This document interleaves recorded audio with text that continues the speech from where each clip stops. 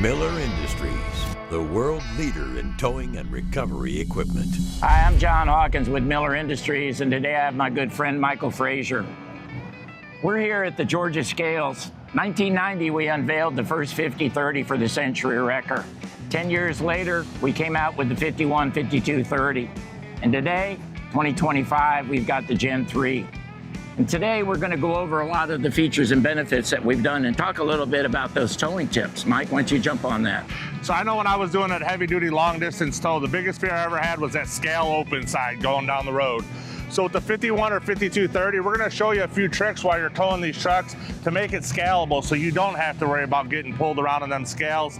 All that time consumed when you have a customer waiting at the other end for their good unit to be delivered so they can get their truck back on the road. You know, right behind me is a matching Peterbilt cab and chassis that you will actually see this 51-30 on here, 52-30.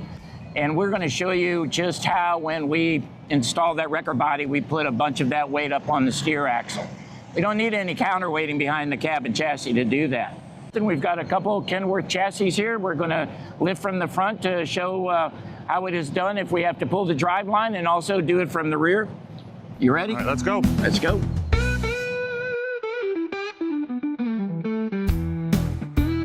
So before we do an actual hookup, I'd like to talk about a few features that we're introducing with this next generation 51-52-30. In the underlift alone, we've done quite a few changes. We fabricated the first stage. Second stage still remains fabricated. But the third stage, which is really the bread and butter, if you notice how we've gotten this taper, we've done this because we've been able to take that pivot head and narrow that pivot head up. And we're no longer using the plastic thrust washers in there. This system has the brass washers that we've been using in the military for the past 10 years. But the key thing in here is also the redesign, total redesign of the 5x5 crossbar. Now that 5x5 crossbar is full 5 inches all the way across. We haven't increased it to 2 inches with the ears being part that was welded on. Now it's actually fabricated into the roof and the floor of that crossbar. And when you're using this thing, and if you have to double pick a truck and it's real low with a low profile tire, it's gonna make a huge difference on the side of the road of your time just being out there, hooking it up, getting it underneath that front axle. That's correct. So when you have to do a double pick, you don't have to figure out a way, lift it up with your winch cables or anything. That's actually gonna fit underneath one of them real low profile front axles. Then you can just double pick it, put your blocks under your tires, and then you can hook up your truck like you normally would. Just an excellent tip as far as what we're doing on that double pick side that Mike brought up to. And real quickly, you know, we've been 2 years plus with the double hole fork holders. And you can see right there when we do this, we've gotten that additional width. But we're also going to do a few tricks with these fork holders to show you how to reduce that weight in picking up this Kenworth chassis. Another thing that we've done is we've taken a lot of load over this pivot area of the underlift by lengthening it here from the wrist pin to this pivot pin right in here. So that has reduced that wear and tear factor right here in this boss area here.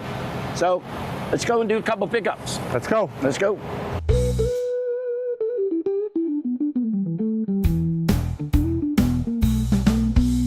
But getting that ability to get up underneath the new tilt cylinder, which is only a single cylinder, giving some 16% more tilt power in the 51-30, 52-30, makes it easier for us to get in. But as we give it positive tilt, we're also increasing the overhang. So, okay, right now during the hookup, to increase that overhang to get us the clearance to get underneath and secure this with our safety chains and our tie-down chains. But once we get there, we'll raise the boom and bring that tilt back in, reducing the overhang, therefore reducing the weight on the drive axles and increasing the weight on the steer axle of the chassis. So with this truck here, we do have to double pick it. It's got a little bit lower profile front tire on it, so we can't get the forks underneath the axle on the initial pick. So we're gonna have to double pick this unit.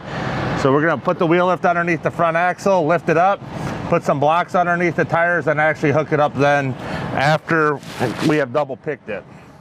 So as Mike showed you, we used this for the double pick on the front steer. Just one thing I really want to explain.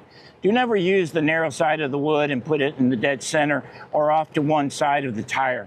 Very improper. you have the weight of the tire, depending on the age and the use and how old it's been, you can actually separate the stainless steel cords inside there. Always make sure that you cover the width of the tire in this way using the 4x6 or spinning it this way so that you get the full strength of that tire. No problem with separating the stainless steel cores. Very important.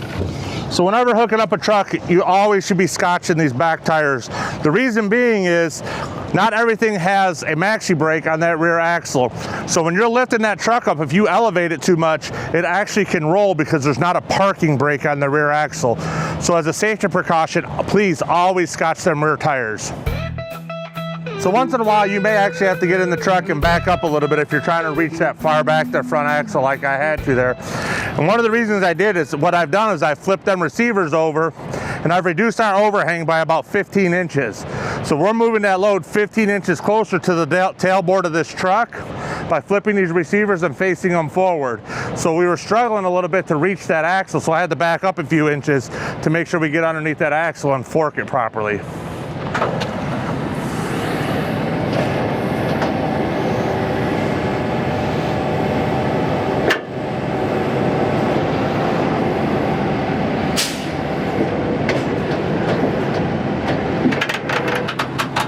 So there is a formula for when you're retracting this truck of how far you can be away from the tailboard of the truck.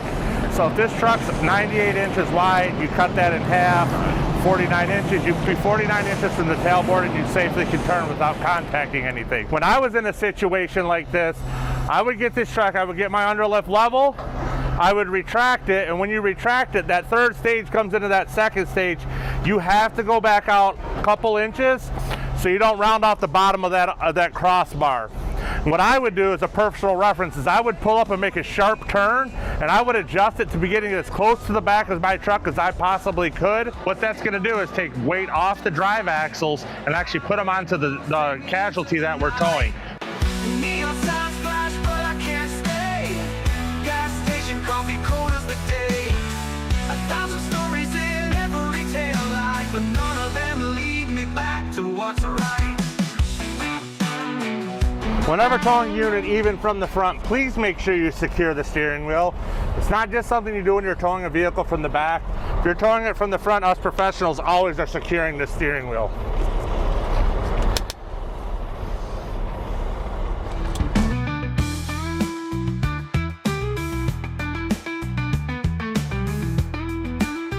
So another trick of the trade to get this thing to scale when you have a heavier tractor is you can actually dump the air suspension, whether it's with the switch inside or manually dump it, and lift the front of the truck high enough to bottom out the rear bags so the axle can be chained up.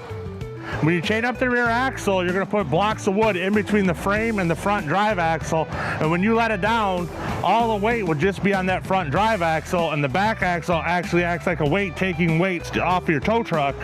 So when you're crossing that scale, you'll actually be legal. When you do that, I do recommend to pull both axle shafts out of that axle, so when it's going down the road, it's just spinning on the bearings, and always make sure you put them axle covers on there so you're not making a mess. All right, everyone, we're on to our next scenario here. We're gonna hook up this tandem axle sleeper tractor from the rear, and we're gonna hook it up a couple different ways just to show you that your hookup can change the weight that you're affecting onto the wrecker. So when you are towing this from the rear and you may have a problem being a little bit overweight, you can change it once again and get yourself legal. All right, we're on the scales now and we're legal. 33,200 on the drives of the 5230 here. What we're gonna do now is rehook this from the end of the frame rails on a truck park situation. What that's gonna do is take weight off the drive axles and actually put them onto the casualty that we're towing. So if you're in that 70, 35, 90, 55, and you are slightly overweight, you may be able to reconfigure your tow hookup and put more weight onto the casualty and make your tow truck legal. All right, now we've changed from hooking up from the middle of the rear axle all the way to the end of the frame rails here. The wheelbarrow effect, we're at the end of the wheelbarrow handles now. We did chain up both axles so they're not dangling, so we didn't have to worry about our height. In them inner cities, Detroit, Chicago, New York, the height of this is gonna be important. You're gonna wanna make sure you're under 13.6 so you're legal going underneath them bridges. Now let's go upstairs and see how much weight we took off these drives. So just in there looking at the scale weights, we went from 33,200 to 31,900. So we took about 1,300 pounds, 1,400 pounds off these drive axles, literally just by changing the configuration of how we have it hooked up.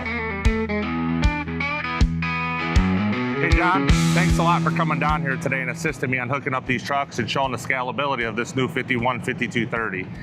You know, it's always fun getting back out here into the field and doing something like that. We appreciate the Georgia boys working with us. Kenworth guys giving us the opportunity to use these different chabs and chassis and showing you the new features and benefits of the Century 51-5230. We look forward to seeing you down the road. And if you have any questions, don't forget to get a hold of your Miller distributor to get you any of the answers you need on any unit that Miller Industries makes. See you down there. Miller Industries, the world leader in towing and recovery equipment.